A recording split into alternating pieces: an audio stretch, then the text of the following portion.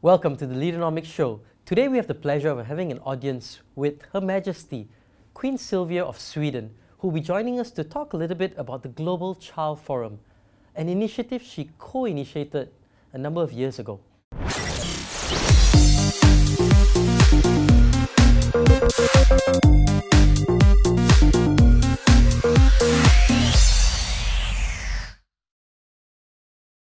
Welcome to the show. I'm with Her Majesty Queen Silvia from Sweden, here on the Leaderonomics show. Her Majesty Queen Silvia, thank you for being here with the show, on this show with us. It's a pleasure having you in Malaysia. Tell us what brought you to Malaysia, and tell us a bit about the background and how you got involved with the Global Child Forum. Well, thank you very much to give me the possibility to talk about it. And well, it's a long way. I lived many years in Brazil, and then I came to Sweden, and as the wife of His Majesty, we travel a lot. So I had seen children all kind of situations, and then you come to a point where you say, well, I would like to do something really to help those children, really something down to earth, not only to attend meetings or just to talk. I really wanted to do something very special, connected to all those very serious problems. And I think that His Majesty felt the same. As you know, he's a scout, so he has a lot of connections to children as well. And we too, both of us, we saw that's all about children's rights. That if the children's rights were on place, not only on the paper, you know, the Convention on the Rights of the Child, it's about more than 25 years now. And it's a wonderful convention. And we really feel that it should not only be on the paper, but it should be in your heart and in your minds. Yep. And that's why we founded then the Global Child Forum, just as a platform to discuss this issue, to discuss it with governments, politicians. We are not involved in political issues, of course, but we would like to give a platform for people to discuss this, the media as well, but also the companies, the enterprises. And we know that the EU region here is very fast developing, and I think there are about 300 million children, or let's say under the age of 30. So that's why we decided to talk to the enterprises here, how important it is that they take also their part of responsibility. Okay, and specifically, I think you mentioned a couple of times about vulnerable children, right? What is your definition of vulnerable children, and vulnerable children, as I see it, and His Majesty's as well, they are children who are not only vulnerable because of their situation, the poverty they're living in, the poverty of their parents. Vulnerable children are those who are exploited when it comes to children's work, for instance. They are forced to help their parents, yes, and I must say we really respect that, but then you should do it in a way that the children are safe, that they don't have to do work which is very dangerous. I've seen children working in sugarcane farms, which is dangerous. I've seen children working in very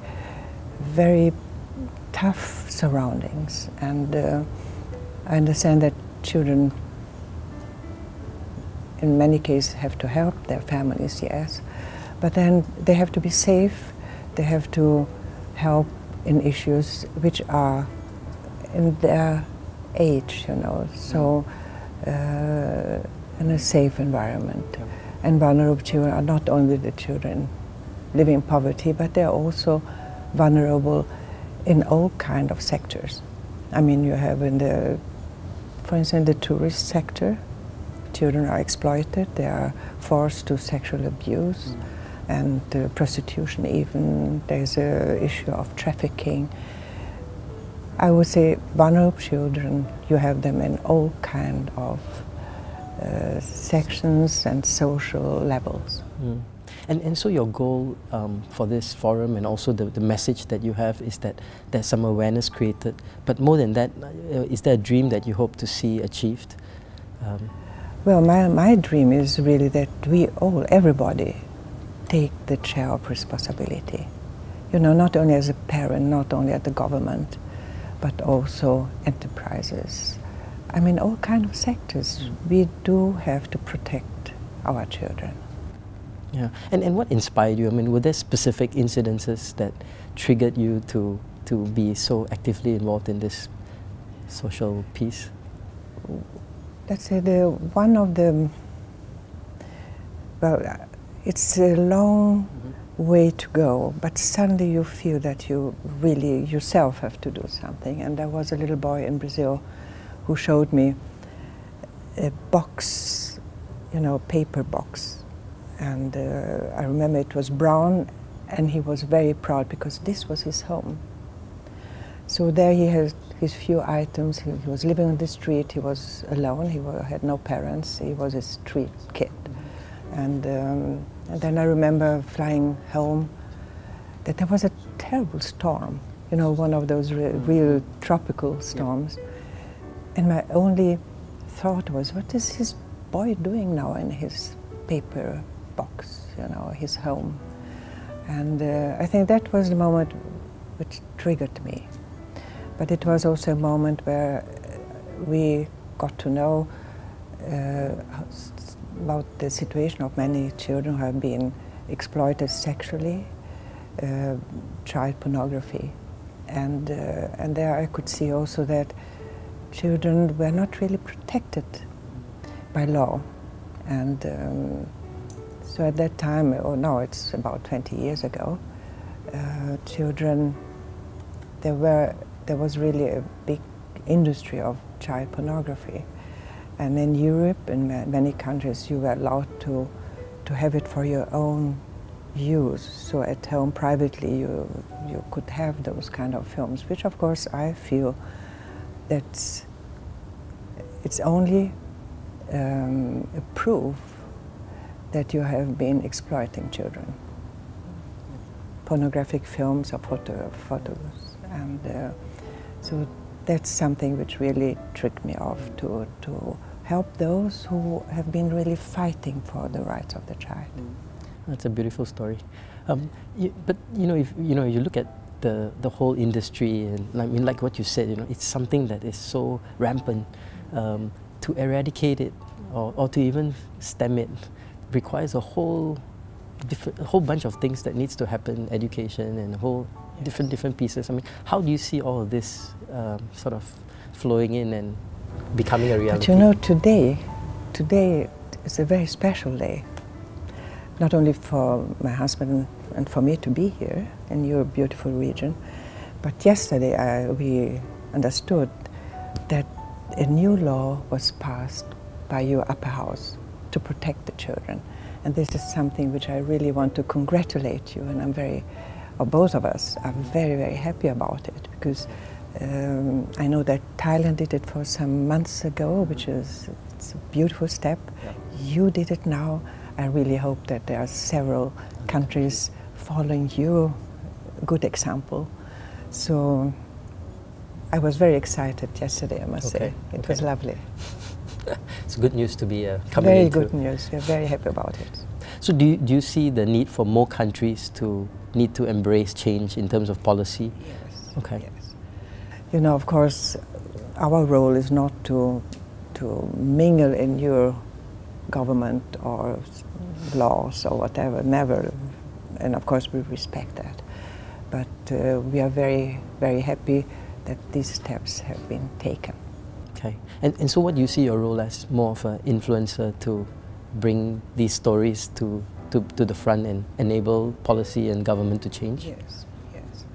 And also today, when you see at our meeting today, the Global Child Forum, there are excellent representatives present at that session. So we are very happy about it. There are I think there are about 280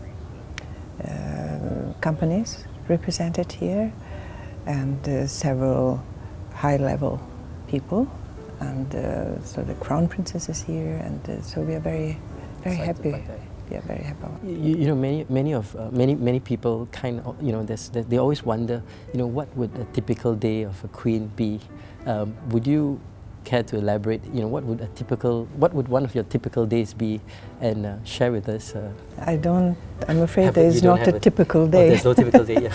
So what would yes. Tell us a bit about your life and. Yes, you know, my life changed completely, of course, 1976 when we got married, and I must say I could never imagine that it would have become so intensive as it is.